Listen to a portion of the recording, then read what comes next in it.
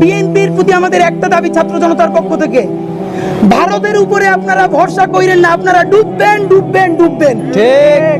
যেই শাহবাগীরা, যেই প্রগতিশীল শাহবাগীরা খুনি হাসিনারে ডুবাইছে, সেই শাহবাগীরা আজকে বিএনপির কাঁধে ভর করছে।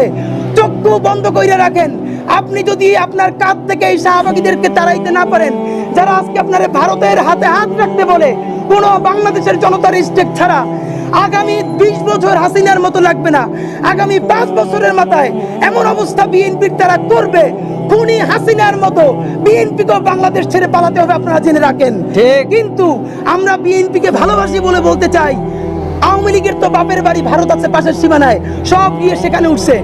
বিএনপির বেগম খালেদা জিয়ার তো বাংলাদেশ ছাড়া আর কোনো যাওয়ার জায়গা নাই। আপনি তো কোথাও যেতে পারবেন না। সুতরাং এই সুশীল, এই গণহত্যাকারী শাহবাগীদের পরামর্শ নিয়ে প্লিজ জনতার বিপক্ষে দাঁড়াবেন না।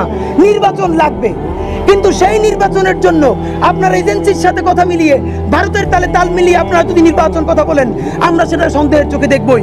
সুতরাং বন্ধুরা আমার, আমরা সেনা প্রধানের বক্তব্য ঘৃণা ভরে প্রত্যাখ্যান করছি। তাকে বলতে চাই, ভারতের সাথে আমেরিকার সাথে সম্পর্ক আপনাকে ইনস্টিটিউশন হিসেবে অবশ্যই রাখতে হবে, কিন্তু সেটা জনতার সাথে সম্পর্ক বন্ধ করে ভারতের সাথে সম্পর্ক উন্নয়ন করে নয়। সম্পর্ক উন্নয়ন করতে হবে জনতার মাপকাঠির মধ্য দিয়ে।